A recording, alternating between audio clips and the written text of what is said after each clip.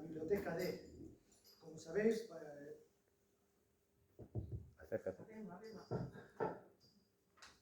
los que no habéis venido en otras ocasiones, pues este acto está inspirado en unos semejantes que lleva a cabo la Biblioteca Nacional, también el diario El País y también Libertad Digital. Todo ello lo tenéis en internet si lo buscáis. La verdad que merece la pena porque hay conferencias que son muy, muy interesantes. Por ejemplo, pues de Sánchez Dragó, de Alfonso Guerra, o de, creo que lo dije, de Castilla del Pino, un psiquiatra muy afamado. La primera jornada tuvimos aquí a Salvador Rodríguez, en la segunda a Inés. Y hoy pues tenemos aquí a José Vangueses, que no necesita presentación. Muchos años fue presidente de FECIMO. En el año 79 fundador y propietario de la librería Brente, y también muy vinculado al mundo editorial, entre otras editoriales, la editorial Galaxia. Cuando empecé con este asunto, pues pensé en él por esa vinculación que tenía con el mundo del libro. Estamos aquí y nada, darle las gracias a él también por aceptar y pues sin más dilación, pues empezamos con la tortura, ¿no? Voy a empezar por formularte la misma pregunta que hice a Salvador y a Inés. ¿Eres un fetichista del libro? ¿Te gusta incluso como objeto, más allá del contenido? ¿Está la salvación de la humanidad en los libros o es una exageración o una esperanza inútil? He podido leer una reseña de un filósofo, Ernesto Castro, del libro de Infinito en un junco. Y él dice que, sin desmerecer el libro, él dice que una de las claves del libro está en que habla de libros como objeto de salvación. Por cierto, no sé si lo has leído y si alguien en la sala también lo ha leído. Bueno, muy bien. Es largo, pero bueno, contestar. Antes de nada, moitas gracias a todos por vir. Non sei se... Moitas gracias a todos por vir. Moitas gracias á Biblioteca e ao Concello por invitarme. Un placer para min e, por outro lado, un nerviosismo, digamos, unha inquietude, porque dentro da biblioteca de unha persona, da biblioteca íntima, pois hai moitas cousas que descoñecedes e que non é moi fácil dar a coñecer así ao público. Pero o curioso é que a maioría dos que estades aquí me coñecedes, sabedes da miña trayectoria, sabedes dos meus gustos culturais e lectores, entón xa non é unha actividade tan pública como é, digamos, unha reunión de coñecidos e de amigos e de familiares, e entón xa me relaxa un pouco que ter que falar a un público descoñecido. Insisto, moitas gracias por vir. Me acaba de plantear unha pregunta con 3 ou 4 interrogantes. Con isto podríamos estar falando horas, pero bueno, eu leí o libro ese do que me falas, porque para min ler libros significa ler libros sobre libros. Me explico. Eu me guío moito por grandes escritores, por grandes especialistas no mundo do libro. De feito, aí trouxen 4 ou 5 libros que falan de libros. Por que ler los clásicos, una historia de la lectura, los libros, los niños y los hombres, todo lo que hai que ler en los libros. Para min é moi importante, antes de ler un libro, documentarme sobre ese libro e saber o que dicen outros sobre él, porque temos tan pouco tempo na vida para ler e tanto que ler e que eu non fago moitos esforzos inútiles e me limito en tempos, nos meus inicios sí que leía de maneira ao libre albedrío. Hoxe en día xa non, xa desde fai 20 anos para aquí só leo o que me interesa, o que teño contrastado, e eu consulto moita bibliografía de libros que falan sobre libros. Recoñezo alrededor de 50 títulos de libros que falan sobre libros que son moi interesantes ir a eles con certa frecuencia, e vos recomendo, porque así non caemos no error de ler unha publicación que ao final non nos dice nada. Para min os libros teñen que decirme algo, teñen que ter un contido, teñen que ter un espírito, digamos, crítico, teñen que falar desta sociedade. Eu non creo nas novelas por novelas. Entón, El infinito en un junco é un libro que vai facendo, bueno, o que os coñecedes xa sabedes, vai facendo un seguir e seguir e seguir interesante e recomendable. Eu leíno precisamente en idioma galego. Non sei se me quedou algo atrás, porque me fixeche 4 ou 5 preguntas. Está. Me decía si un libro si salvaba a humanidade. Sí, sí, muchos dicen que los libros tienen... A ver. É moi interesante ese tema. Dicen, los libros te salvan de algo, de lo que sea. É moi interesante este tema, porque na sociedade en que vivimos, o nivel de publicacións que hai e o nivel de ideoloxías nas que nos estamos movendo, non se pode ler calquera cousa. Non se debe ler calquera cousa, nin se debe recomendar calquera cousa. É dicir, o libro pode salvar a humanidade, pode destruíla. Se non temos coñecemento do que estamos lendo, vamos a volver ao nazismo, por exemplo. Na época do nazismo se facía propaganda de unha ideoloxía determinada. Ahora mismo, na política actual, se está facendo propaganda de unha ideoloxía determinada e se publican moitas revistas e libros e se fala na radio e na televisión. Entón, eu non creo para nada que o libro vaya a salvar a humanidade. Eu creo que a cultura, no seu conxunto, sí que unha cultura en condicións sí que pode salvar a humanidade, pero non precisamente o libro nin físico nin digital. Estudiaste magisterio y por tanto creo que irías para profesor en su momento. ¿En qué momento diste un viraje y montaste una librería en un pueblo como Huelva? Bueno, eu quizás fora un adiantado, estas cousas fora un adiantado á actualidade. Hoxe, o 70% das persoas que estudian se forman e logo exercen unha actividade en función de gustos, de preferencias, a veces de necesidades, etc. etc. Eu nos anos 70 recoñezo que tiña espírito emprendedor. A mí me gustaba os negocios. Eu era un home que tiña espírito de facer algo, de crear algún negocio. E este espírito venme de meu pai, que xa falleceu fai moitos anos, que foi un home que saliu da nada, de aldea, e que sabía as 4 reglas, sumar, restar, multiplicar e dividir e ler con dificultad, e foi creando pequenos negocios que lle diron vida e permitiron que tuvera un nivel de vida bo, que eu pudera estudiar, etc. etc. E eu, en ese sentido, sempre me miraba en ele e decía, un home que saliu do campo e que con tan pouca formación pode chegar a ter negocios, varios negocios que en algúns que incluso que foron moi novedosos, como corredor de viños, como axencia de viaxes, como un buen restaurante, é dicir, el, coa súa muller e con outra persona que era unha cuñada, pois, foi creando pequenos negocios e a mí iso sempre me tuvo moita atracción. Pero claro, cando vas a estudiar e tes 16 anos e eles che din, nada, home, nada, ti fai unha cousa como pode ser magisterio, porque despois xa tes a vida asegurada, etc. etc. A mí iso un pouco me remordía a conciencia. E logo, cando fui a estudiar, me levei bastantes decepcións. Na universidade me levei bastantes decepcións. Eu era unha persona, en ese sentido, bastante crítica. E decía, pero si aquí non se está aprendendo casi nada. Bueno, despois, ao final, se aprende moi pouco. Se aprendía moi pouco na universidade e cada un se tiña que formar na súa profesión. Entón, sempre pensaba en que eu podía ter algún tipo de negocio. Claro, como culturalmente estaba xa empezando a moverme, pois me apeteceu, dixen, pois podía ser bom montar unha librería, ou montar unha editorial, ou, bueno, traballar no mundo do libro, que sempre me gustou, e como sabedes, traballei 40 e tantos anos. ¿Y que fue un proyecto relativamente fácil o tuviste muchos atrancos? Dices por bueu? No, por a la hora de montar la librería. Bueno, sí. A ver, xa casi todos os que estades aquí sabedes o que pasaba nos anos, a final dos anos 70 en Bueu.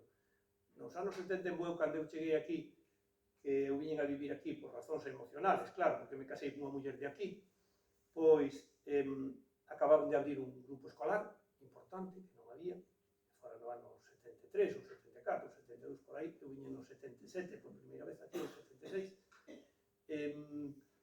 acababa de haber unhas eleccións municipales, é dicir, empezábamos a saber que existía a democracia, que tamén era moi importante, non? Porque, bueno, había unha certa vida democrática de xente con inquietudes, e iso todo se movía a través dunha asociación cultural que se chamaba Ligureiro, que nacera tamén 3 ou 4 ou 5 anos antes, que aquí está o seu primeiro presidente, o secretario, bueno, algúns cargos. Entón, iso me estimou, o sea, me motivou moito e digo, hombre, tamén é verdad que, sabedes que había unha pequena librería, pero bueno, pues, a competencia non é mala, e cos seus atrancos en aquel momento. E entón, bueno, pues dixen, pues mira, aquí podo empezar a miña vida laboral, e decidimos montar nun local familiar unha librería que empezou no ano 79 e que hoxe, pois mirade, é unha das librerías quizás máis solera e máis antiguas de Galicia, está entre as máis antiguas, e coa súa personalidade, coa súa maneira de ser, aí está, con xente que leva comigo, que estuvo comigo 40 anos traballando, que agora outra persona que leva máis de 30 e outra que leva 25, e agora se están incorporando as novas xeneracións, e aí seguimos, loitando pola cultura do povo, porque a xente lea, etc. Sí, sí, ahí estamos. ¿Tienes memoria de un primer libro que cayó en tus manos en los primeros años de tu infancia? A ver, isto é outra historia que lle contei por aí a alguén o día que tiñamos o outro evento, lle contei esta historia por aí. A ver, cando eu tiña 7 ou 8 anos, 6 ou 7 anos ou 8 anos, no meu pobo non había biblioteca, non había librerías. Había unha papelería moi mala, pero tampouco se editaban libros realmente. Os únicos libros que se editaban eran as famosas cartillas Álvarez. Vivíamos un tempo de moitísima nunha dictadura con moitísima censura, e os poucos libros que se editaban, por lo menos onde eu nacín, que non era unha vila tan pequena, que era unha vila importante, cabeceira de comarca, que se chamaba Ribadavia, non tiñamos unha librería. E eu creo que ali chegaban moi poucos libros, pero moi poucos, que eu sepa, ningún. Na miña casa, evidentemente, meus pais non tiñan conciencia de comprarme libros, e eu creo que en ninguna casa, porque eu non vía libros. O único que circulaba por ali eran uns cuadernos, unha especie de cómics, que eran os famosos cómics das hazañas bélicas, que reflexaban a Segunda Guerra Mundial na versión dos gañadores. Despois tamén había outros cómics que eran Capitán Trueno, vale? Pero bueno, o Capitán Trueno concretamente, que era unha versión de unha Ivanhoe ou destos personaxes que defenden, que son solidarios coa sociedade e que se moven por un mundo rural e que defenden as causas perdidas, etc. E logo había outro personaxe que se chamaba El Jabato, non sei se recordades, pero este estaba máis vinculado a invasión romana e estas cousas. Entonces, bueno, era un loitador tipo que defendía a capa e espada aos pobres contra as invasións bárbaras, bueno, contra as invasións en aquel momento dos romanos, contra os cartagineses, en fin. Entón, estos foron as primeiras lecturas que leín, e ademais que casi nin as compraban, porque un compraba un, que valía 50 céntimos ou tal, outro compraba outra, e no barrio nos las íbamos pasando, e foron as primeiras lecturas así. Logo, un pouco máis adiante xa, sí. Pues nada, e a primeira lectura ou lecturas consciente que te marcou? Bueno, a ver, na min nos 8 ou 10 anos, esos foron os meus libros. A partir de aí, eu fui a estudiar a un colexio de curas, que se chamaba Los Maristas, estuve en interno estudiando ali todo o bacharelato. Entón, bueno, foi o meu primeiro gran shock. Cheguei ali e había unha biblioteca e había libros. Anteriormente, viña de un pobo onde había unha biblioteca que ocupaba, onde está o concelleiro hasta aquí, unha señora cunha mesa e aí unhas poucos libros, e aí o único que había eran os Tintín. Recordades, empezaban a funcionar os Tintín nos anos 60, e nos 70 había 8 ou 10 títulos. Teníamos que poñernos a cola, e descubríramos os Tintín, e entón poñíamonos na cola, e a señora notaba, mira, ven el jueves, porque estos 6 que teño só os teño ocupados hasta os xoves poden vir. Entón íbamos e collíamos, xa salíramos do Jabato e do Capitán Trueno, e os Tintín en tapa dura, tal, era unha cousa, a color, era unha cousa que nos impresionaba. Entón eso tamén me marcou moito.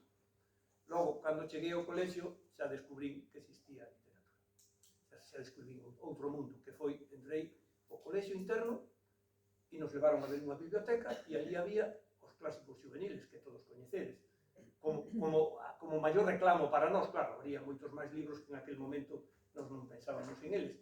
Os clásicos juveniles que falaban que tiñan libros de Julio Verne, e que tiñan libros de, bueno, incluso Stevenson, sí, pero incluso un Quijote edición reducida, a Ivanhoe, Alejandro Dumas, unha colección de uns 40 títulos libres para coller, e ademais, ademais eran por nunha páxina unha viñeta e noutra páxina texto.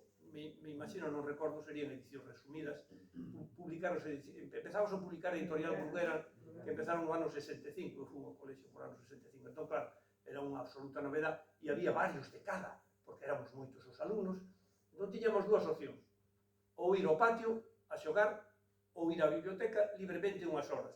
Eu nunca fui un gran deportista, optei sempre por ir á biblioteca. Entón aí xa empecé a descubrir que, bueno, incluso que existían os clásicos rusos, porque había algunhas versións de libros, de contos de clásicos rusos. Entón aí realmente ese foi o gran impacto para min, sendo neno con 11 anos, e aí me empecé a meter na lectura de maneira exagerada. Pues mira, yo a eso, en los años 70, nosotros si queríamos bibliotecas teníamos que ir al centro de la ciudad, ¿no? A San Sebastián.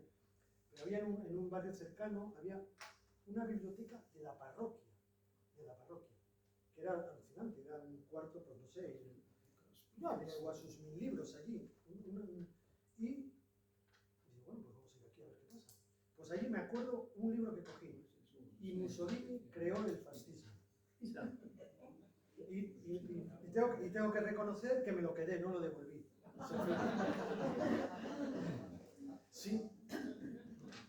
Pues era una biblioteca de una parroquia, una parroquia pequeña, de estas que eran un bajo común de una casa, ¿no? Y al lado, anexo, tenían... E logo, non sei se saldrá tamén, pero realmente un libro que logo, cando xa tiña, despois de ler todo isto, que o leíamos 2 ou 3 veces, e ler outros libros infantiles, e xa empezaron a... Bueno, había moitos libros ali para ler, e libros de consulta, etc. Cando estaba en sexto de bacharelato, un profesor, que algúns coñeceredes, que foi un galeguista etnógrafo moi famoso, pois nos recomendou nos libros de lectura, un libro de lectura que é rarísimo, porque eu non estudiei galego nunca, en todo o meu bacharelato, nin na miña carreira, só na carreira de maneira voluntaria, pero non era obligatorio estudiar o idioma galego. O idioma galego obligatorio creo que empezou a partir dos anos 80.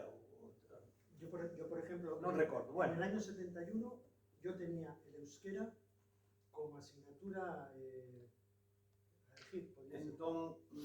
Entón este señor que nos levaba a excursións a Celanova a conocer e a castros e a sitios desos así curiosos e falaba galego, pois entón nos recomendou, dixo, bueno, vamos a ler un libro en idioma gallego, porque en clases falaba castelán, claro, obligatorio, non? Vamos a ler un libro en idioma gallego. Os recomiendo que vayáis a la librería Tanco, en Ourense, en este caso, que era no bachillerato, e que compréis tal libro. Entonces eu dixo, ali preguntaba, existen libros que se escriben en galego? Pois sí, existen libros en galego. Fixadevos que isto sería o ano 70, 71. Unha auténtica xoia. Xente de aquí e de acolá. 49 contos vinculados todos ao mundo rural de Galicia e a historia, bueno, un pouco. Isto, para min, foi un auténtico flash. Eu comprei este libro, tuve que facer un traballo sobre él, tiña 16 anos, e dixen, existe unha cousa que se chama Galicia, existe a cultura galega, existen os libros que se publican en Galicia. A partir de aí, xa veredes que unha parte moi importante da miña vida foi a literatura galega, e despois traballei moitísimos anos neste mundo, precisamente moitos anos en Editorial Garás. Pero este foi un auténtico impacto para min foi o mellor que me pudo suceder no mundo da literatura, descubrir a Álvaro Cunqueiro. Porque descubrir a Álvaro Cunqueiro, descubrir este libro, que eran relatos, e o señor era moi listo, claro, relatos que tiñan unha páxina ou páxina e media. Estábamos nun momento que se empezaban a publicar cousas en galego, en que Galaxia nacira nos anos 50, bueno, quizás eso falaremos noutro momento. Entón eu leín isto, leín, releín, sigue aí. Este é un libro do ano 71, é a primeira edición, curiosamente, eu non colecciono, non son fetiche de primeiras edicións, nin de libros, nada, pero coincide así, unha auténtica xoia, foi o que realmente me marcou no mundo da lectura, da literatura, da cultura e do galeguismo, que sigo militando de maneira activa. Sé que es difícil contestar, pero si te pido una estimación de las horas que dedicas a la lectura a la semana, ¿qué me dirías? Ahora estás jubilado, aunque supongo que trabajas mucho en la web de la librería. ¿Dispones de más tiempo que antes o no? A ver, eu sempre fui moi lector e lle contaba unha persona que me estuvo saludando aí, que incluso cando nos íbamos de viaxe, sempre levábamos lectura para ler, porque sin ler na nosa familia non é unha cousa que temos casi xa en vena inyectada. Entón, antes de jubilarme, sempre dedicaba moitas horas á lectura. Eu traballei moito no mundo editorial e leí moitas lapelas destas e moitos resúmenes e moitos libros, porque ao traballar no mundo editorial te obliga a leer e a coñecer e a profundizar na lectura, incluso como, digamos, xa de adulto, como lecturas obligatorias. Entón, a miña vida está marcada pola miña familia primeiro, logo, agora xa non a miña profesión, e entón, despois deso, a miña familia, ven a lectura. Entón, eu prácticamente me dedico todas as tardes, que non teña compromisos familiares, a lectura. A formarme, a seguir lendo sobre cousas, a buscar publicacións interesantes para colgar na nosa web, ao mundo do libro e a lectura prácticamente me dedico todas as tardes. Cantas horas? Bueno, dependendo dos compromisos, a veces empezas ás 5, acabas ás 9, outras veces empezas ás 6 e acabas ás 11. E mellor chegas a casa e te topas a habitación e te topas a túa muller lendo un libro e claro, entón sigues lendo. Entón, cantas horas dedico? Todas as que podo, realmente todas as que podo.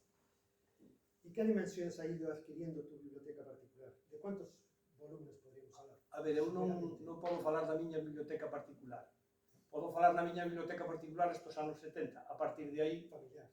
claro, a partir de aí casome con Pilar Buceta Santos, que todos coñecedes, estudio con ela a carreira e entón empezamos a mercar libros. De feito, hai libros aí que poñen Barcelona 1977, porque nos vamos a facer cursos por aí, a Escola de Estido de Barcelona, hai librerías, hai tal, e entón empezamos a facer unha biblioteca común. Esa biblioteca logo veñen as miñas fillas e se amplía porque elas, entre que libros infantiles, entre que estudian as carreiras e tal e cual, a ver, na nosa familia a biblioteca é unha parte máis da casa. Chamámosle o estudio, chamámosle biblioteca, pero é unha habitación da casa.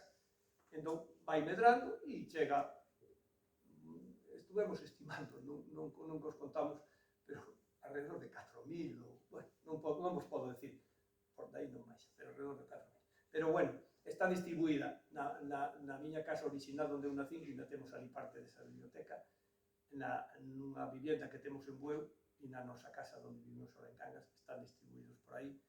E vou contar a anécdota. A miña filla me acaba de mandar un post ou un WhatsApp e me dice: papá, estes libros que collín na biblioteca, que eran libros antigos, a miña fillana, por si os necesitas para a exposición. E digo: non, Elena, ou non te preocupes, sobra que decir. É dicir, que os nosos libros circulan pola familia con absoluta, según se van necesitando, ou según nos apetece, ou según queremos. ¿Recuerdas la primera biblioteca pública que pisaste, por humilde o precaria que fuera? Sí, sí. Os expliquei antes, non sabía que íbamos a facer esa pregunta. Un sitio pequeniño como este, no Concello de Ribadavia. No ano, eu aprendín a ler aos 8 anos, pois, no ano 61 ou 62, despois de aprender a ler, e isto tamén o quero contar, con unha pizarra e un pizarrín, eu aprendín a ler e a escribir, cunha pizarra e un pizarrín, de acordo? Entón, na miña casa non hubo biblioteca hasta que tuve os 16 anos, por distintos motivos. Porque, primeiro, meus pais non tiñan recursos, despois, aínque tuveran recursos, non había conciencia, non había onde mercalos, e aos 10 anos me mandaron a estudiar a un colexio. Entón, a miña biblioteca era os libros de texto e a biblioteca do centro. A partir de 16 anos empecé aí. Entón, onde entrei por primeira vez? No Concello de Ribadavia, a coller os tintíns, porque alguén na escola me dixo: hai uns libros de contos, de cómics tan fermosos, non sei que, se chamaban os tintín. Entón, foi a primeira biblioteca que foi. Sería 54, 64, sí, non 62 ou así. Sí.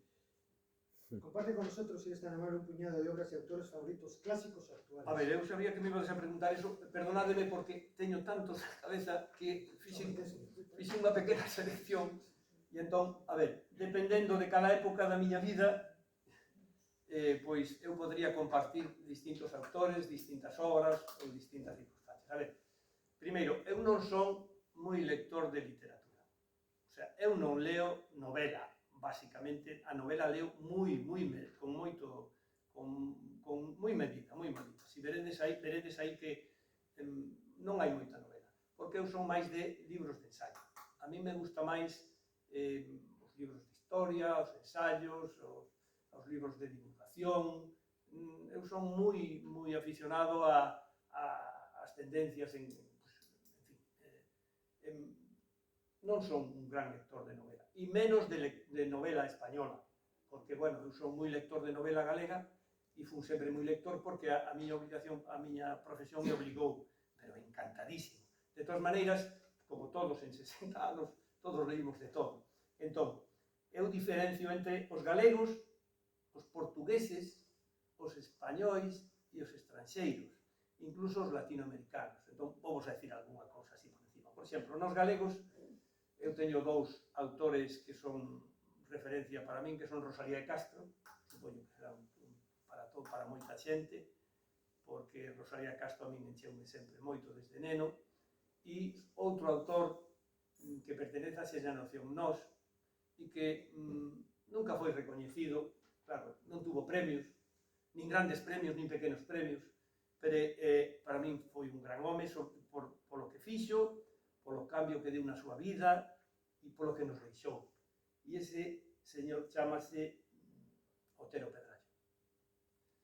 Otero Pedrallo, bueno, que naceu no ano 1988 e que era fidalgo dunha familia moi rica, xusto naceu en Ourense, na casa onde naceu a vez Vicente Risco, incorporouse a xeración Nós e foi das Irmandades da Fala e do Partido Galeguista e tal isto, e era digamos, un burgués estudiado, estudiou en Madrid, é xeógrafo, é antropólogo, é historiador, foi profesor de instituto, catedrático de universidade, censurado polo franquismo, galeguista convencido, pero xa cando era maior, el se diu conta, cando foi das Irmandades da Fala, que había que comprometerse con Galicia.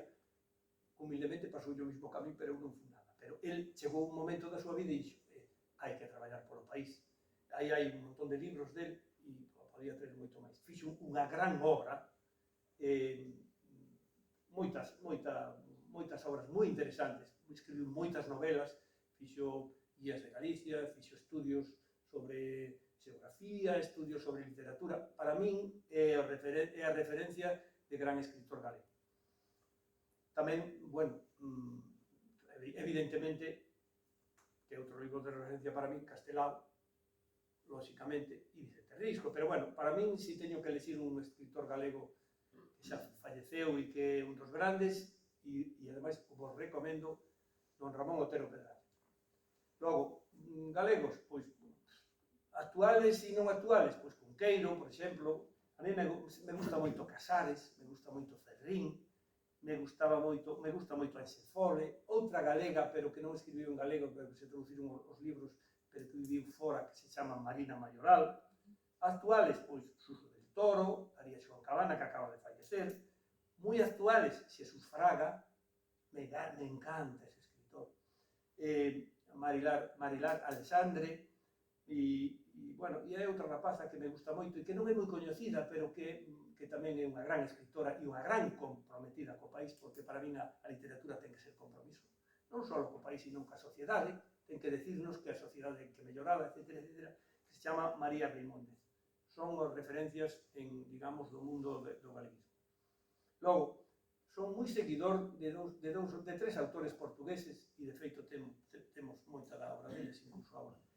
Un deles é Miguel Torga, que non sei se o coñecedes, pero... Non era poeta, poeta era Pessoa, pero Miguel Torga non era poeta. É un gran escritor tamén, eu non sei se se sigue publicando del, pero nos anos 80 e por aí se publicou toda a súa obra, e é un home da terra, que é o que me gusta a min, que che falen da terra, que che falen do seu entorno, das súas vivencias, do seu país, das súas problemas, de como se poden resolver. Miguel Torga e outro grande Eza de Queirós, que non era tan comprometido, pero tamén era un gran escritor.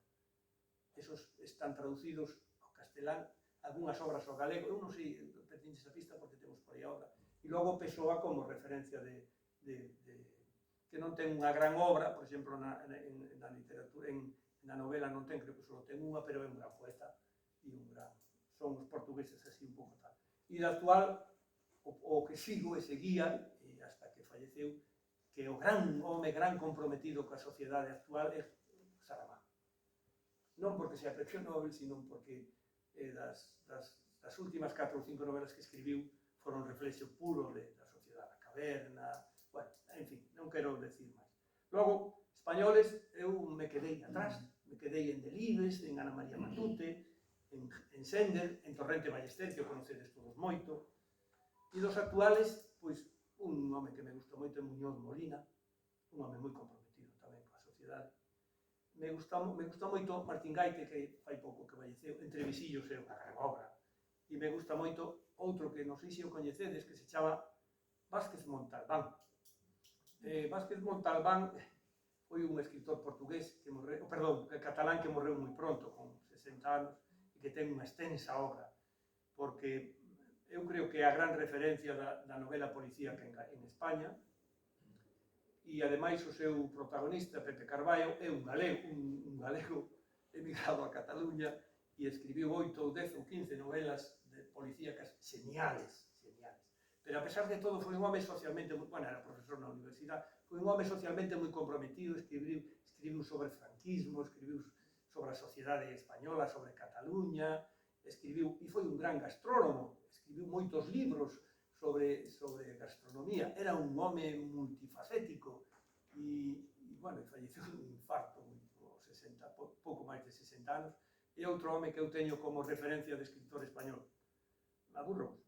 Estranxeiros moi pouquiños, Graham Greene, Hemingway, actuales, pois, o que máis me gusta é Paul Auster, que supoño que conoceredes, é o que máis me gusta desta última, da fornada estranxeira. Logo tamén me gusta Truman Capote, Thomas Mann, Hermann Hesse, porque son da época dos 60, que nos reflexaron, bueno, a esa sociedade nese momento, e tamén me siguen gustando moito e sigo volvendo a eles.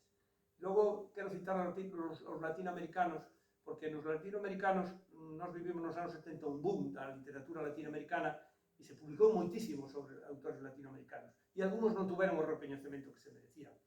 E eu creo que debemos recoñecer ese mérito. Por exemplo, García Márquez é moi conocido por ser premio Nobel, pero para min García Márquez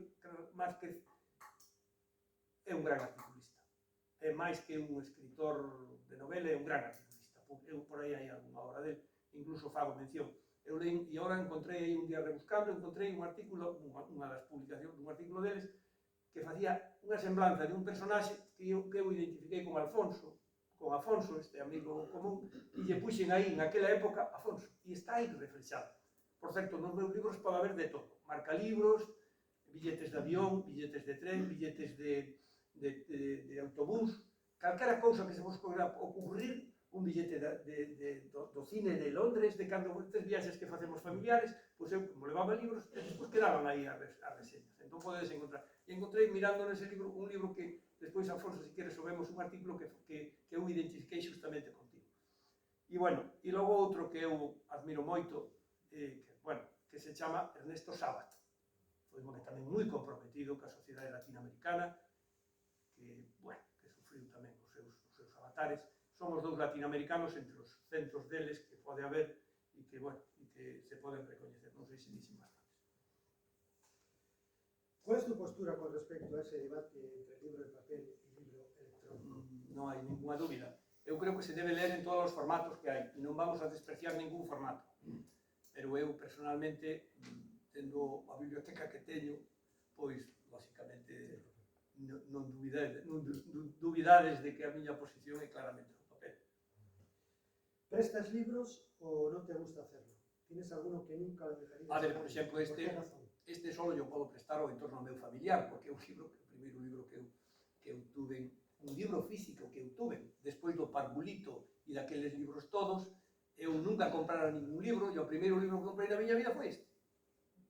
Entón, claro, como comprenderedes, con 16 anos, e agora con con moitos, máis de 50 anos que comprei este libro, claro, non me podo desfacer dele. E outro do que nunca me desfaría, por exemplo, é deste, porque este é unha edición da época do franquismo, da represión, da censura dura, e este veu da Argentina, non sei que edición é, tampouco me interesa, dese das primeiras edicións.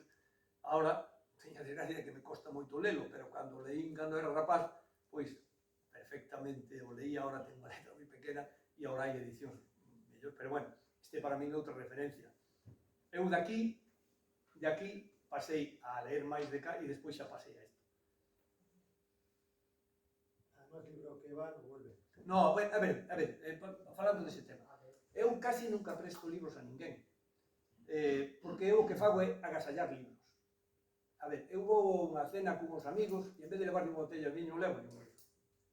A mí me visitan unhas familias na miña casa con os nenos e eu en vez de darlle un lego, pois lle regalo un libro, ou buscamos un libro para regalarle. Na nosa casa, o habitual é en todas as, digamos, manifestacións sociales, culturales, etc., usar o libro como método de regalo. Entón, prestar, bueno, pues pode ser que en algún momento prestáramos algo, pero no entorno no que nos movemos non tuvemos ningún problema con libro. E, bueno, se lle aproveitou moito e non era o que non podíamos prestar, pois tampouco pasa nada, non teño así un recordo incómodo de prestar un libro que non vou devolver.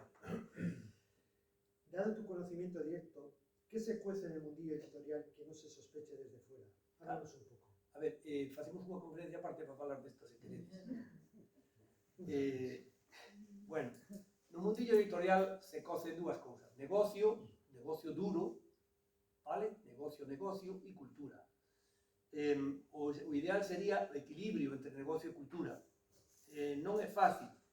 Por que non é fácil? Porque hai que vender libros, por un lado, se crean grandes infraestructuras locales, se crean grandes plantillas de personal, nacen dous ou tres grandes grupos no mundo, por citar algúns que coñecedes, Penguin, que xa é a fusión número 7 ou 8 de pequenos grupos, entonces teñen miles de traballadores, publican centos de libros a semana, e a veces nun día só 30 ou 40 ou 50 exemplares, nace o Grupo Planeta, cos intereses que todos sabemos. Entón, que se cuece? Se cuece que esas firmas, que son moi importantes, e que difunden moito libro, e que promocionan moito libro, e que teñen moitos intereses de marketing, promocionan, pois, certas publicacións, que o mellor para o meu gusto non son as ideales, pero o mellor para o gusto de algúns lectores son ideales. A ventaxa que teñen esas grandes firmas é que no sustrato delas hai pequenos selos editoriales que son propiedade da firma e que foron adquirindo e que teñen directores editoriales de colección onde se publican cousas bastante interesantes, bastante. O sea, hai, claro, que pasa? Eles non lles interesa difundir edicións de libros de 500 exemplares ou de 300, e non sei que lles interesa é as grandes marcas, digamos, as grandes popes da tal. Supoño que falaremos de premios tamén, non?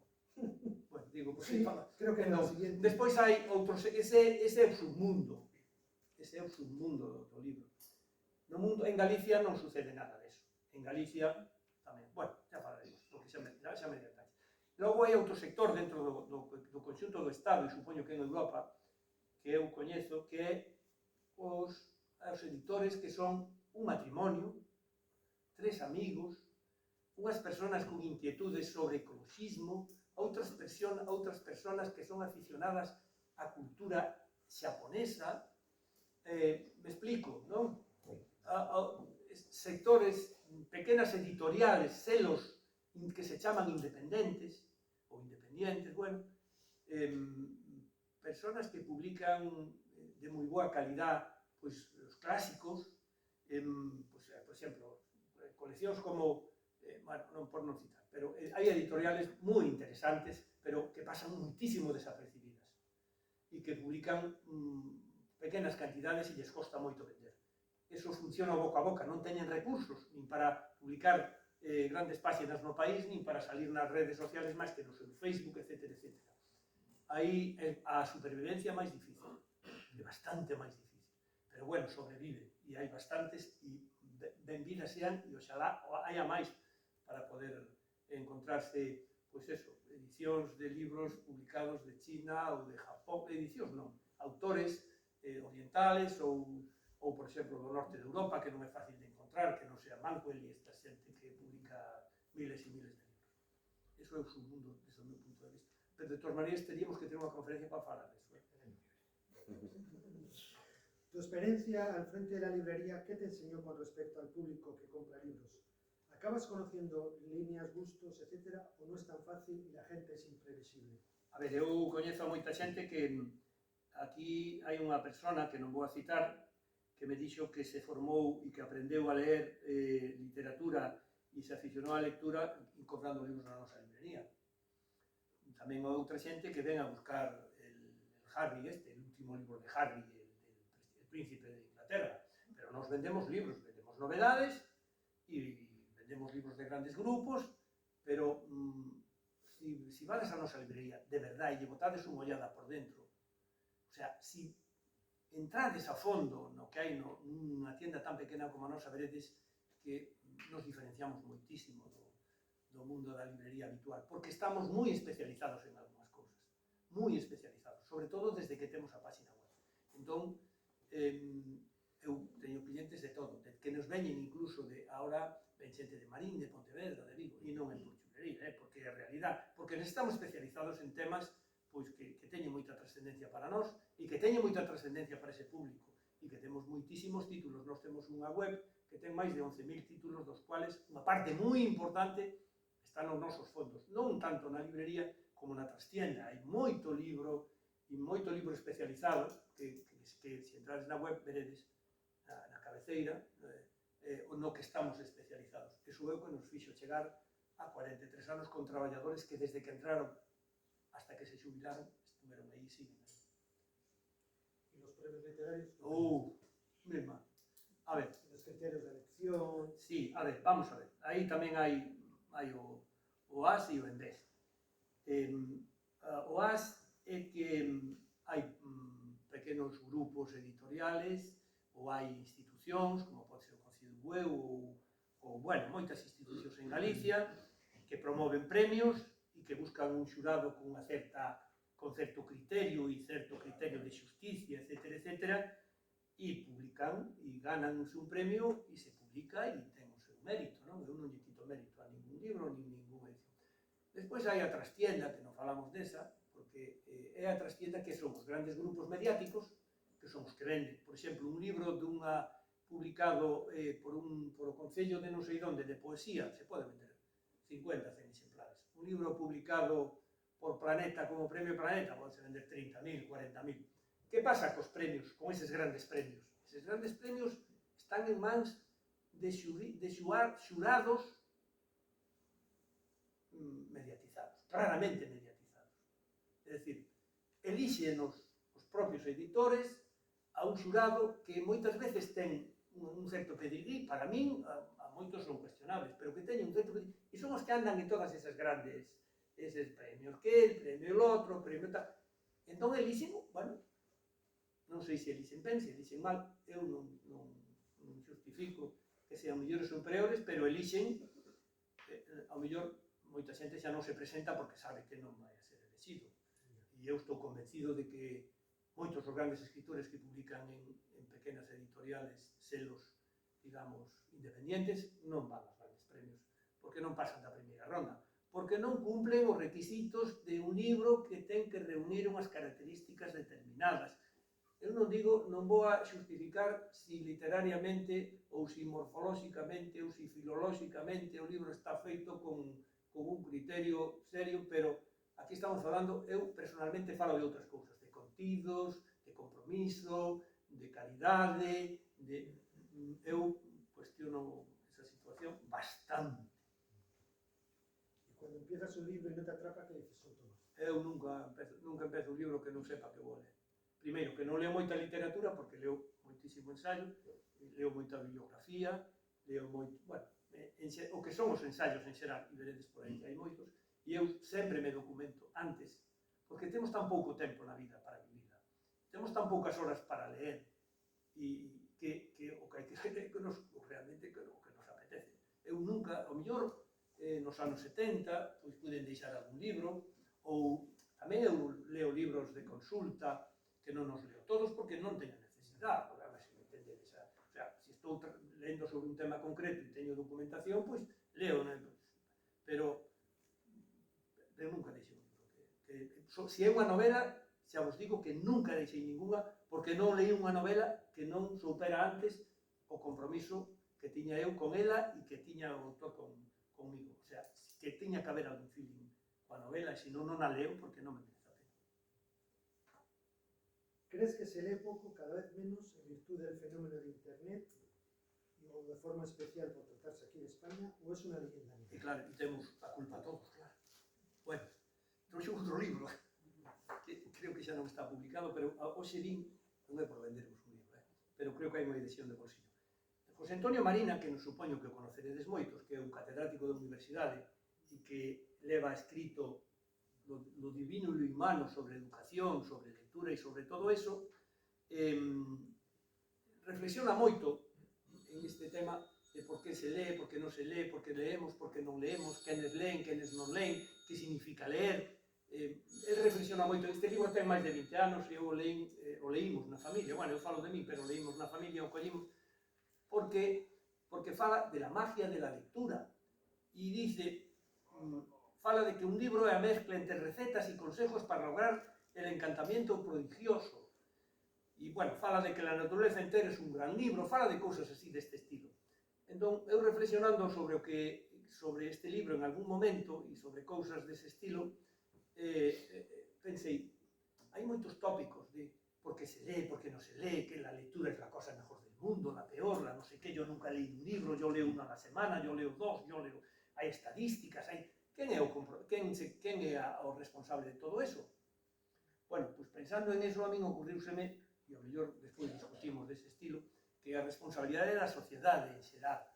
E cando é da sociedade en xeral, isto non é a miña biblioteca, pero se me preguntan, contesto. Primeiro, se os pais non ven os seus fillos que leen, non sei se os fillos xa tendrán algunha predisposición a ler. Se eu me sento cos meus netos a ler na cama antes de dormir todos os días, e se ven que cando veñen pola miña casa, sempre encima ao lado da chimenea hai libro que está lendo, ou van á biblioteca, ao estudio, e me ven sempre traballando en libros, e a súa abuela igual, e os seus pais van incorporando libros á biblioteca, e que bonito, fíxate que este contar, que interesante estou lendo, e se hai tertulia literaria, son os primeiros prescriptores. Hai que pensar que por aí pode ir o camiño. Entón, a culpa non é do goberno, porque aquí o país a culpa é sempre do goberno. Vamos a botar balóns fora e decir, a culpa é do goberno, que non fai campañas de lectura. É verdad que o goberno ten que fazer campañas de lectura, pero a min por moita campaña de lectura que me fagan, teño 7 anos, e agora é a terceira pata. Na escola non teño suficiente motivación, porque non teño libros infantiles, porque non teño horas de lectura, porque non teño, os meus profes non teñen unha formación ideal para fomentar a lectura e para mandar todas as semanas un libro a casa, traer un libro del que tenéis, nos intercambiamos, a biblioteca de aula, non sei que. Se todo isto, todo este conglomerado non funciona, olvidarnos. Home, eu aprendín a ler e fui un gran lector, pero da miña xeneración leíamos, non exagero nada, 30% da población, agora está en cifras moito máis altas, pero agora con todas as posibilidades, eu nunca vi un libro infantil a color, non pude, o sea, agora eu nací, hasta que tuve 14 anos, ou 15 non tuve a miña primeira biblioteca, agora teñen antes de nacer. Entón, por quenes son os responsables? Pois primeiro os pais, despois a educación, primeiro os pais, uno e primeiro, non vou a decir por proporcións, pero primeiro os pais, despois as escolas, o seu conxunto, e despois o Estado, evidentemente, non vou a decir os concellos, porque os recursos que teñen son, pero tamén os concellos ten bibliotecas ben dotadas, generar actividades deste estilo, pero para nenos, bueno, en xeral, o conxunto do que é o Estado. Solo así, despois olvidémonos de que se le máis, se le menos, si hubo máis posibilidades, si hubo menos. A sociedade agora está moi diversificada. Veu a pandemia, todos nos incorporamos máis á lectura porque tiñamos máis horas libres. Pero agora temos grandes competidores. A tablet para ver filming, a televisión para ver fútbol. Ahora, si temos un pai que desde que chega a casa pon a televisión e está todo o día mirando a televisión e nunca se lle ve con un libro, pois o fillo se pode enganchar máis fácil a televisión que un libro. Muy bien. Non sei como vamos de tempo. No, vamos. Se dice que de cada 3 franceses, 2 escriben y 1 lee. ¿Crees que se publica demasiado? ¿Te parece que los estándares de calidad dignifican el oficio de escritor? A ver, ¿Está el público saturado? Non sei esa estadística de onde sabe de cada 3 leen, 2 escriben, pero estou seguro de que moitos deses escriben mal. Si queredes falamos do oficio de escritor, pero tú me estás preguntando si os estándares de publicación... A ver, aquí é outro problema que eu incluso fixen aquí un papelito que pon editar sin editor e autoedición, que é moi importante de falar. Hoxe se publica moito, pero non digo que non se publique moito. Cada un ten que expresarse libremente e publicar o que lle guste e cando queira, que eu non vou cuestionar nunca que alguén teña de repente a ilusión de publicar un libro. Pero que pasa? Que ao publicar moito e ao non haber formación, e ao non haber... A min, vou poñer un exemplo, a min Carlos Casares, que eu fui un amigo dele, co compañeiro dele de traballo moitos anos, cando me dixo a primeira vez, cando eu o coñecín, fai moitos anos, que lle levaba 3 anos facer un libro, e o libro tiña 90 páxinas, eu me quedei alucinado. E dixen, pero como che vai levar 3 anos? E ti con facilidade que tes, profesor de literatura, non sei que... E bueno, pero primeiro é a idea, leva un tempo, despois o guión, despois que a idea non foi boa, despois que non se sentaba no ordenador ou na máquina, el iba pensando nun libro, e iba dando voltas, ou escribía, ou yo daba a ler a unha serie de lectores, amigos del, ou despois pasaba a corrección, despois, de repente, este parágrafo, e eu discutía con ele e dicía, pero, que máis alto, non, isto non, claro, é un gran escritor. Pero claro, ele escribiu 10 libros na súa vida e viviu 60 anos. Que pena non vivir a 90. Pero, quen dice eso, pois moito. Saramago escribía un libro cada 2 ou 3 anos, ou cada 5. Eu me cuestiono moito unha persona que escribe un libro cada ano de 300 ou 400 páxinas. Ou hai negro por medio, ou é unha rutina que non ten razón de ser. Entón, as autoedicións teñen un peligro moi grande, que é a falta de control de calidade. Porque hai empresas que se dedican a facer autoedición e que están publicadas por todos lados. Todo o mundo quere editar libros. Tú levas o original, nin corregir, nin nada. Maqueta, portada, 500 euros, 100 ejemplares. Plantei un árbol, tuve un fillo e escribí un libro. Bueno, aí pode ser algo bo. A cuestión é, editar sin editor ten o seu peligro. Peligro moi grande, que é fundamentalmente o control de calidad. O sea, si tú vas a un editor bo, destos que non a unha gran firma que xa che van a decir que non porque teñen, pero destos decentes. Sí, pasar el fin. Exactamente. E lle dices, isto que? E el che di, bueno, sí, pero, a ver, algunhas corxendas, non sei que non tal, e se ti lle dices que non, dixe, non te lo publico, non? Entón, xa estamos con control.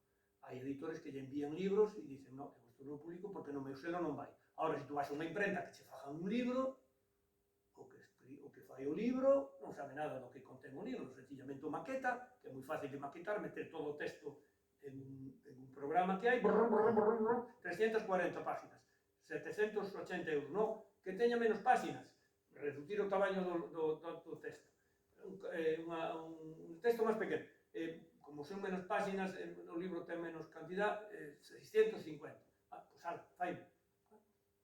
A ver, se publica moito así. Eu non digo, eu non vou a decir que sea mellor, que sea peor. Non sei. Luego también proliferan mucho los talleres para aprender a escribir. Prometen que saben construir una buena historia y eso si fuera cierto, entonces sería como comprar lotería sabiendo que el número va a tocar.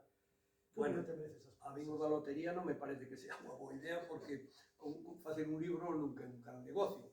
En este país hai 20 personas ou 30 que viven dignamente de publicar libros. En Galicia,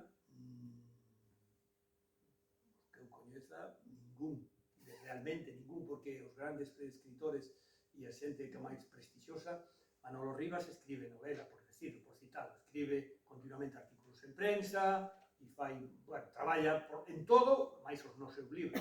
E Suso de Toro era profesor de instituto, deixou a profesión de profesor de instituto, porque unha excedencia para dedicarse a escribir, que é un gran escritor, para mí é un home comprometidísimo co país, e que escribe genial, e que pasaron 4 ou 5 anos tuvo que volver ao instituto porque dos dereitos de autor non vivía.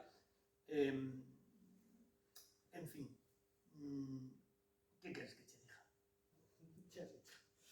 Y la calidad está reñida con el éxito comercial, editorial. Es un prejuicio que se tiene.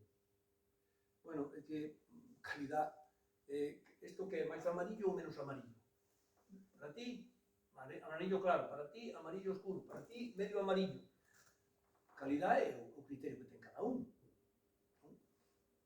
É que eu non me podo cuestionar o que publica a xente, nin sou crítico literario, nin me interesa molestar a nadie polo que publica. Entón, quen dice, bueno, ao mellor aquí hai algún filólogo, e non quero mirar para ninguén, que pode revisar un texto e decir este é bo, este é malo. Eu personalmente fíome polos expertos, e por iso libros que falan de libros, os libros que falan dos libros, e personas moi recoñecidas, que aí hai exemplos. Ti falei, dixen o mesmo, ou falta che queda che algo? No,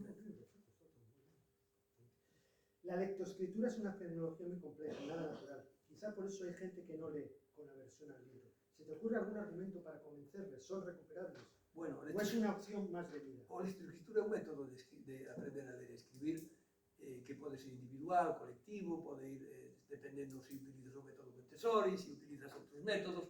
Entón, a lectoescritura é para empezar, non? A partir de 3, 4, 5, 6 anos, deso sabe moito máis a miña muller, que foi 40 anos do oficio. E, bueno, eu teño algo de rescoldo deso, porque falamos moito deso. A ver, para min a lectoescritura non é un motivo para ler máis, ou para ler menos, ou para que funcione mellor, ou para que funcione peor. Creo que xa adiantamos antes que os estímulos para ler e para todo isto os falamos antes. Os 3 pilares fundamentales na proporción ao que queirades. A familia, a escola e as institucións que teñen que apoiar.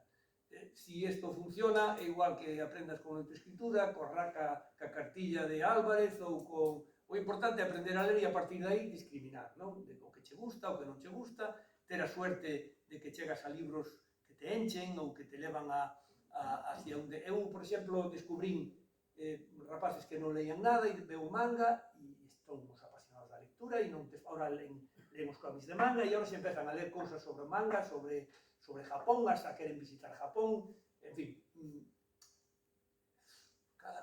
cada momento eu creo que o tema é encontrarse no camiño cunha cousa que... Y todo está en los libros, como decía. No, para nada. Como decía aquella canción. Nos libros hai moitas cousas, as cousas boas, as cousas menos boas, as cousas malas. Evidentemente que no libro, os tópicos, te descubre el mundo, te leva al firmamento, te cultiliza, te faiche mil maravillas, unha cousa, o libro é unha cousa, e se non o lees, pois mira, hai moita xente, eu coñezo xente que nunca leu un libro e en cambio socialmente, laboralmente, familiarmente, económicamente, o levou moi ben. Nos libros hai moitas cousas, pero a ver, tampouco podemos idealizar de que porque unha persona, por exemplo, da miña xeneración non leu, pois seu un torpe ou un paturro. A ver, hai outros medios para formarse, que non sean precisamente os libros. Que conste que se podera ser cos libros e cos libros vos, mellor. Pero idealizar esos modelos. Y ahora que andamos revisando las obras como las de Roald Dahl, que van a eliminar las palabras gordo, feo, también se quita 10 negritos de Agatha Christie. Los ejemplos se multiplican y la enfermedad parece que se extiende como un aceite, ¿no? ¿Qué piensas de eso de la cultura de la cancelación? ¿Te preocupa?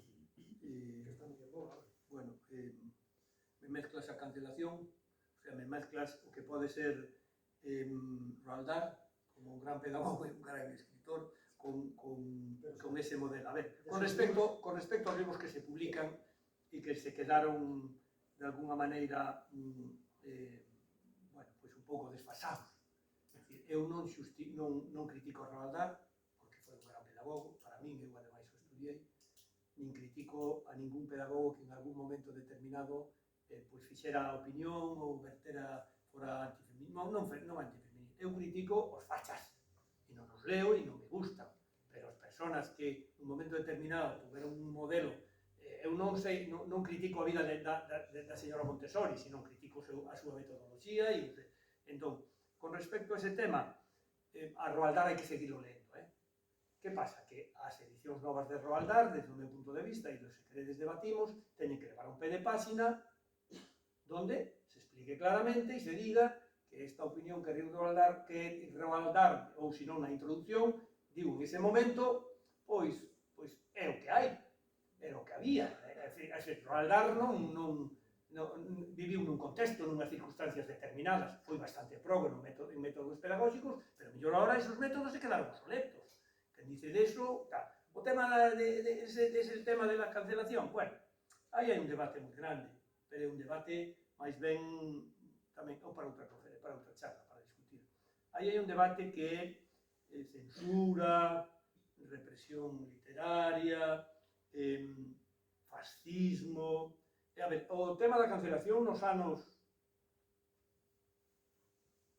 40, sí, antes da Primeira Guerra Mundial, os nazismos utilizaron esa metodoloxía. Non sei se o sabías. Por que utilizaron? Porque todo o que non practicaba o nacionalsocialismo era marxinado, por exemplo, os xudíos. Aparte de todas as barbaridades que os intelectuales xudíos que non queres decir algo?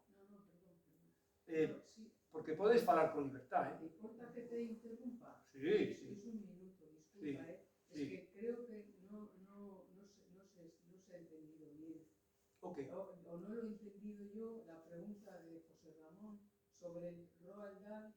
Tú no preguntabas que a Roald Dahl, que está muerto y no puede hacer nada, están censurándole el lenguaje que utiliza en sus obras, como la palabra gordo, la palabra feo, y entonces por eso conectaba con la cultura de la cancelación y tú decías que mezclaba, o he entendido yo mal. Bueno, no, é que é unha cousa, bueno, sí, ahora sí me estás falando xa de palabras concretas que se censuraron, ou que se poden censurar en este momento. Que se cancelan Bien, ahora, sí, se considera. A ver, a cultura da cancelación é provocación pura e dura, e en Estados Unidos generou unha división social moi grande, promovida por quen lles interesaba moito. Eu non coñezo moito ese movimiento, sei así por encima, non sabía nin deso. Pero o que quero decir é que, cando falo de Roald Dahl, pensaba que me decíades que había que censurarlo e que os libros había que cambiarlle os contidos. A mí me parece un disparate podendo facer un prólogo, un epílogo ou un pé de páxina onde se fai mención del e non se desprecia o seu modelo educativo genial da súa época. Es que yo soy de la opinión de que ningún libro que esté editado hay que tocarlo. Vale, correcto. Ninguno. No, si se lle pode tocar as reedicións siguientes, tú podes facer un pé de páxina ou podes facer... Yo estoy en contra de eso. Bueno, bien, pero cada un ten a súa opinión, evidentemente. Sí. Bueno, pero o tema da cultura da cancelación, bueno, hai moi debate, hai que debatir moito sobre eso. Debatir sobre todo porque agora con o tema das redes sociales e que todo eso empeza a vacinar a xente, que porque dixo isto xa non sei que, porque escribiu aquelo, porque ten... A ver, aí hai un arma de doble filo. Por un lado, tú non vas que os fascistas campen as sus anchas e los potencies e os fomentes, e outra cousa é que limites a xente que ten criterios diferentes a ti e que lle digas, pois tú non podes publicar. A ver, se é, por exemplo, nos medios de comunicación, é ben evidente. O país ten unha liña editorial, aquí hai expertos en eso. A televisión ten unha liña editorial e o outro ten a súa liña editorial. Cultura de la cancelación. O país non vai a publicar nunca certas cousas que non sean, bueno, que sean mentiras, falsedades manifestas, provocacións na sociedade, etc. Sí, pero por ejemplo, te pongo un ejemplo. Imagínate... Es que non ten nada que ver coa miña biblioteca, me parece. Sí, ten nada que ver con a biblioteca, é un debate para todos.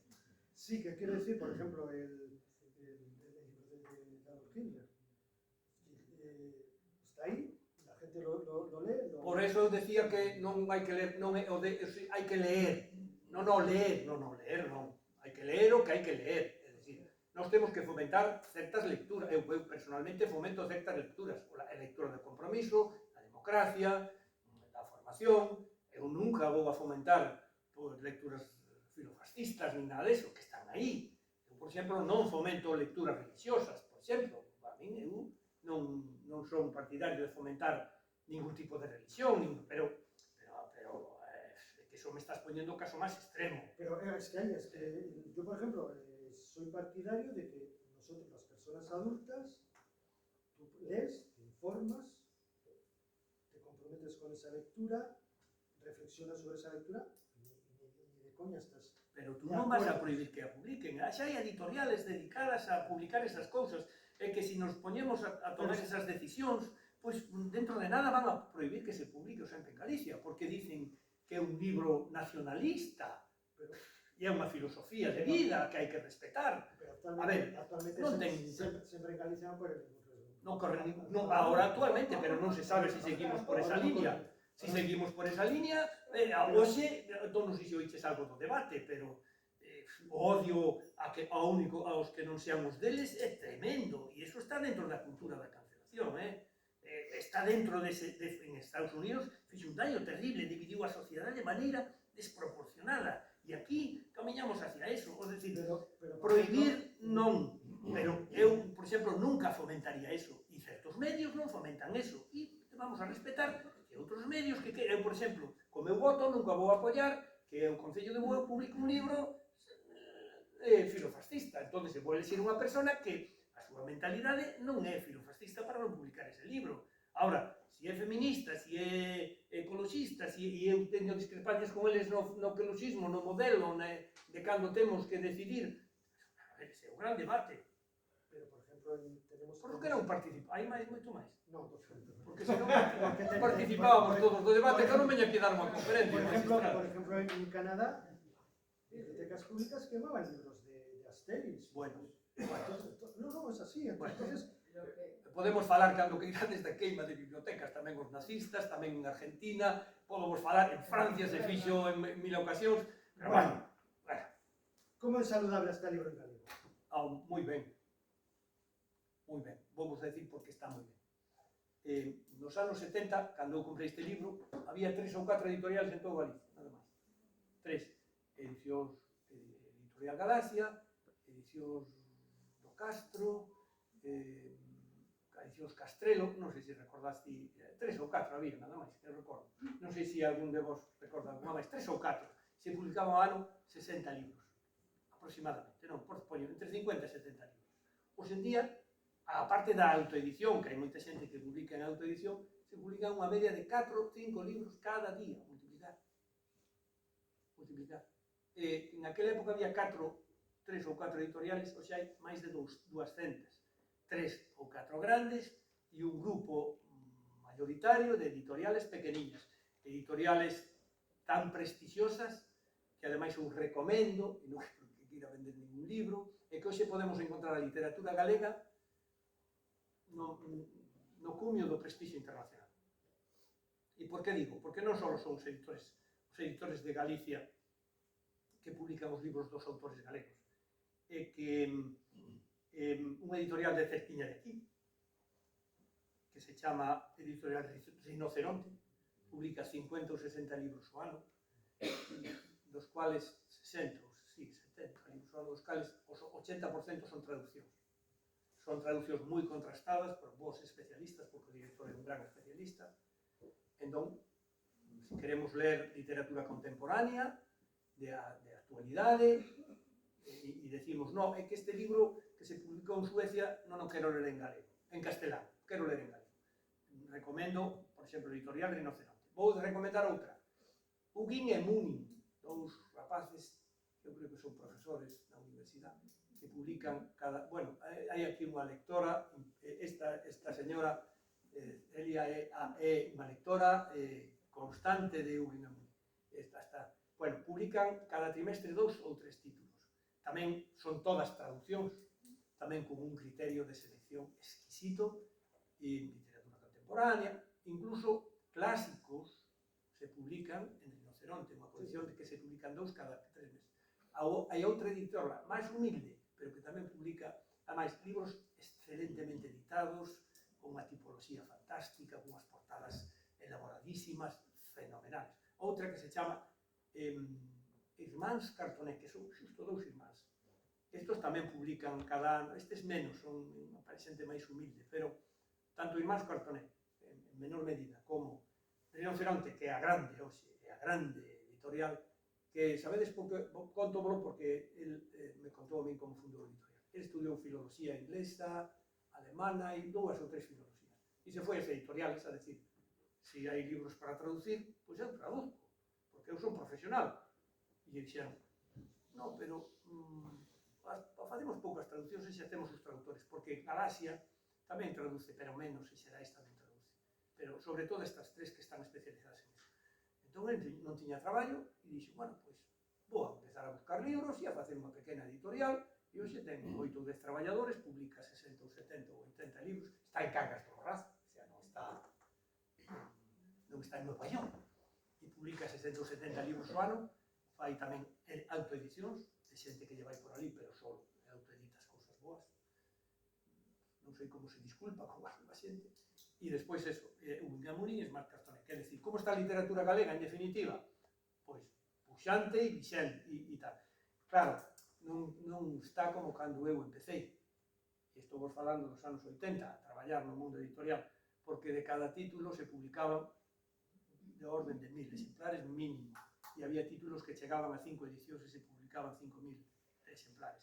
Por que? Bueno, primeiro, porque foi o boom da escola, entón había moitísimo libro recomendado, e entón a xente compraba, foi o boom de recuperar todos os clásicos galegos, de recuperar a todos os grandes que estaban aí medios abandonados, e porque había moi poquinhas editoriales, e entón estaba Xerais, Galaxia, e non sei se alguna máis así certa importancia. Hoxe, as edicións están entre 300 e 500 exemplares, pero claro, se publican 4 ou 5 libros cada día.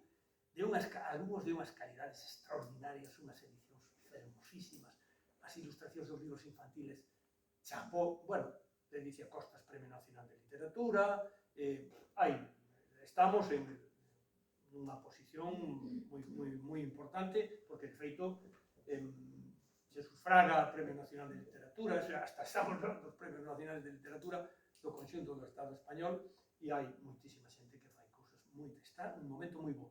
Tamén vos digo, as editoriales grandes e pequenas viven o día. O día é, claro, eles non pensan no capitalismo salvaxe, de publicar e vender e facerse ricos. Eles non, de feito, Galaxia é unha fundación que todo o que recupera o reinverte en libros e en eventos, etc.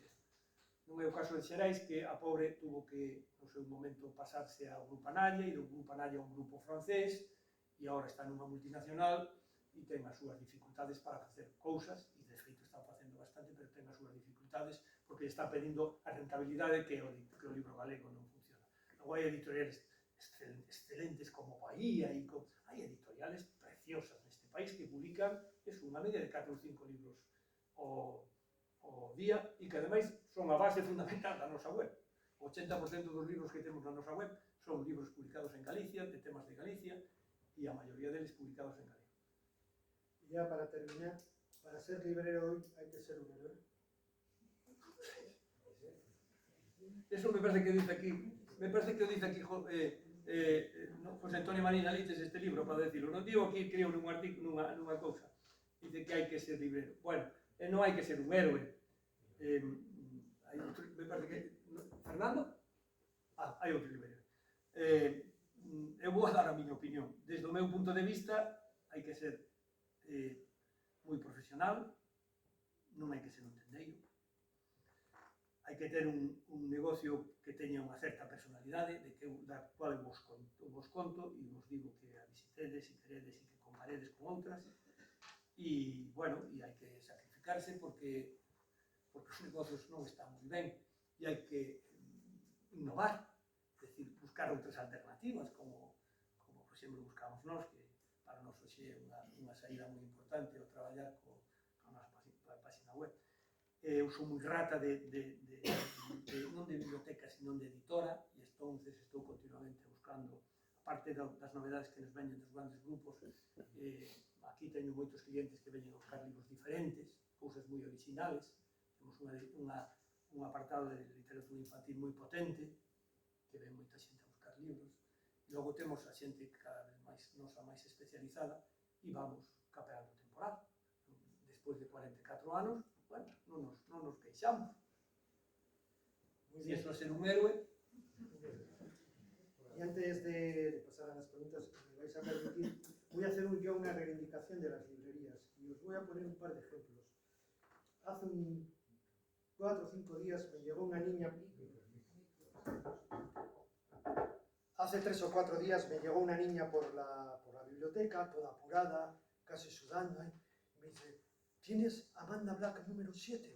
Y le digo: pues no, pero ha salido publicado, porque tenía los 6 anteriores. Y me dice: sí, que lo he visto en el escaparate de la librería.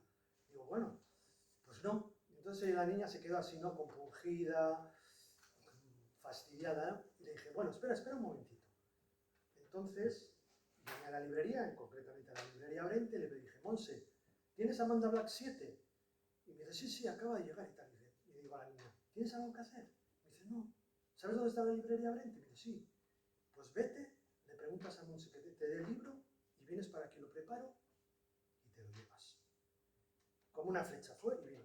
10-15 minutos estuvo allí. Le preparé el libro y se lo llevó. Me dice: gracias. Lo voy a leer en 10 minutos. ¿Todo esto para qué? Todo esto fue posible gracias a que una librería te permite, te da flexibilidad. Te da el libro y tú te lo llevas y lo pagas cuando el concello o la subvención venga. Y eso es muy importante desde el punto de vista bibliotecario. Porque si no, no puedes hacerlo. Habrá librerías que te pueden dar esa flexibilidad, habrá otras que no te la pueden dar y habrá otros que no la querrán. Pero eso es fundamental. Porque yo soy incluso enemigo del día de la biblioteca. A mí el día de la biblioteca no me dice nada. A mí me dice el día a día de la biblioteca. Yo no compro lotes de libros. Yo compro los libros que voy necesitando día a día. De lecturas obligatorias, alguna novedad que me piden, en galego, en castellano, lo que fuere. Y entonces eso para mí es muy importante tener una librería. Además me recuerda que cuando yo compraba los tebeos, como decía antes Pepe, yo solía comprar no era un kiosco, porque era un mueble compartimentado que estaba entre una peluquería, allí en la calle, entre una peluquería y la pastelería en mi barrio. Entonces yo cuando iba a comprar un tebeo, él me decía: mira, pues tengo este, por ejemplo, el Capitán Trueno. Es que no traigo ese dinero. No te preocupes, ya me lo pagas el domingo cuando vengas. Y él te recuerda, ¿no? Gracias a eso, pues tú llevas más tebeos y te facilitaba pues la afición, ¿no? A leer, a disfrutar de eso, ¿no?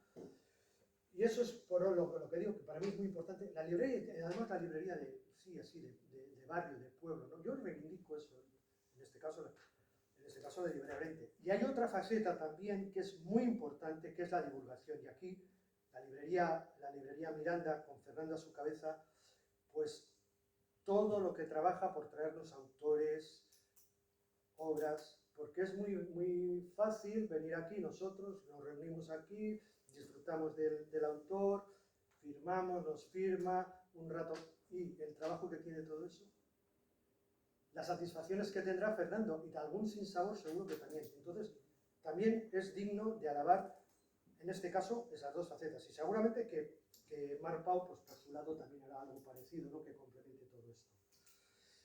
Bueno, pues lo que queráis decir. Antes de que fagades ninguna pregunta, aí hai 3 ou 4 mesas. Nos costou un pouco, porque que sabedes máis ou menos o número de exemplares que temos, e ubicados en distintos sitios. Nós nunca fixemos ningún traslado, porque non tuvemos esa necesidade, pero aí hai libros dos anos, dos finales dos 60, dos 70 e hasta o 85, así. Por que trouxemos esos libros? Porque pensábamos que moita xente, ahora, polo que estou vendo, como todos somos bastante maduritos, a maioría se os coñeceredes, ou xa tuvestedes esa oportunidade de veles no seu momento. Pero pensábamos que podía ser interesante que se vira que nunha biblioteca, escondidos, hai auténticas xollas, non primeiras edicións nin libros firmados, eu non son fetiche de nada deso, temos que claro. Pero hai auténticas xollas e hai a vida de moitos escritores, autores, que no seu momento fixeron moito esforzo para publicar e que están aí reflexados. Hai unha sección moi importante de revistas que no que eu, que nós fomos de alguma maneira coleccionando que tiñen que ver no seu momento coa actualidades, estamos falando en finales dos 60, principios dos 70 e parte dos 80, e logo hai quizás unha trayectoria cultural, empezando por clásico, non estamos falando de Capitán Trueno, sino a partir dos 17 e 18 anos, como van evolucionando, pois, desde Stevenson a Conrad, outra xente xa que non eran Julio Verne, sino outros escritores que se pasan xa do juvenil, que eu non diferencio moito entre juvenil e outro, pero, bueno, entón todo ese proceso, logo o proceso do libro do galego, os comenzos do libro do galego, esas revistas, entón, se vos apetece, despois ao final lle botades unha ollada, porque eu creo que son curiosos e merece a pena. Hai bastantes libros que ao mellor algúns non chegastedes a veros. E para mí moi importante que é a nosa filosofía, libros que falan de libros, solo 5 ou 6 libros que falan de libros ou que falan de momentos determinados da historia da cultura, co cual se fan moitas reseñas a libros que eu leín, comprei ou nós compramos e leímos. Entón, agora, se tenéis algo que preguntar. Si queréis preguntarle algo, estáis atentos.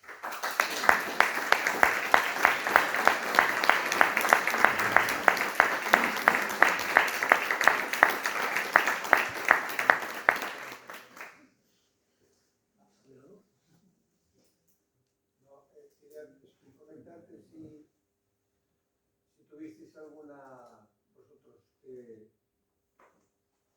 vivís tanto el libro y tal, con la llegada de internet, estamos hablando de 30 años, ¿no? 30 años, un miedo a decir, se acaba el libro y empieza esto a ser de una manera digital, porque la evolución de la historia de la escritura después de la imprenta hace 400 años o algo así, y esto pudo crear un debate, una cierta, decir, bueno, esto se llegó hasta aquí, las próximas generaciones tendrán que ir a los archivos digitales y el libro físico, o no es un debate que se plantea hoy en día y queda para las próximas generaciones que luchen por el papel físico, ¿no?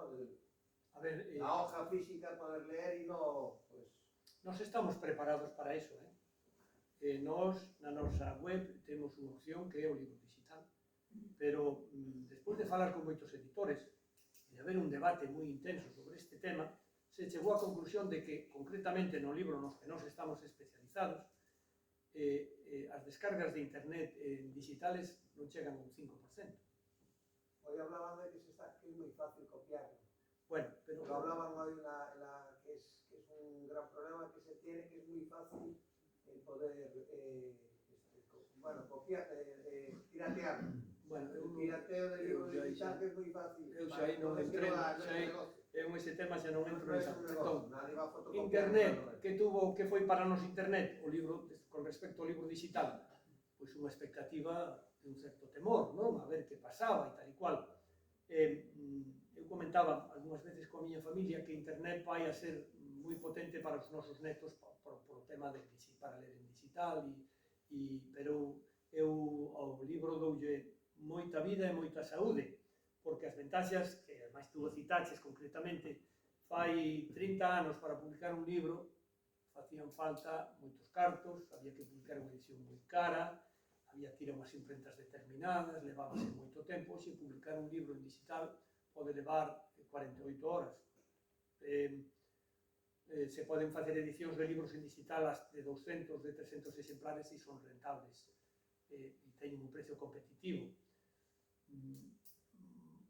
Ser futurólogo, só vos digo, nós estamos preparados. Nós temos toda a plataforma preparada para facer libro, para compartir libro digital e para as descargas. Es que Internet os ayuda a extender y a buscar información, pero lo que es el libro físico, pues por ser futurólogos, estará ahí. Eu creo que o libro físico medrou, Así como 400 o 500 años hai libros, pues eu creo que o libro físico medrou, sigue aí, en maior ou menor medida o mercado sigue demandando o libro físico. As grandes plataformas, pois poñamos, por exemplo, o Grupo Planeta e o Grupo Penguin, que son grandes plataformas que teñen hasta 30 editoriales ou 20 e tantas editoriales que están extendidas por todo o mundo, recoñecen que hai que seguir publicando en papel, porque a rentabilidade deso é mínima. O libro digital o teñen que facer moito máis barato e tendría que abaratarse moito máis, entón non dan un paso para a venta del libro digital e os consumidores, polo que se ve nas escolas, etc., onde se traballa moito xa con pizarras digitales e como eso, pero a lectura e o libro de consulta e todo isto... Hai que dormirse con un libro. No, quero decir que está aí potente e sigue... Si se editan, non sei, cabe 200, o sea, 200 e pico mil títulos o ano en papel en España, pasamos de 50.000, 70.000, 80.000, e agora estamos en máis de 2, a cifra ahora non te podo decir, pero non quero exagerar. Eso significa que está vivo e que ten futuro, que compita, evidentemente que compita. Bueno, son as 10, si queredes, si tedes algún, por mí eu contesto que queirades, pero si tedes algunha pregunta máis, e se non, creo que levamos o tempo xustiño. Ahora, se alguén ten curiosidade e quere preguntar algo sobre algún libro desos, nos acercamos aí Pilar e eu e vos contamos calquera historia dese libro. E, por favor, seguir lendo libros en papel, que nos fai falta moitos os libreiros que se sigan lendo libros en papel. Moitas gracias a todos por ver.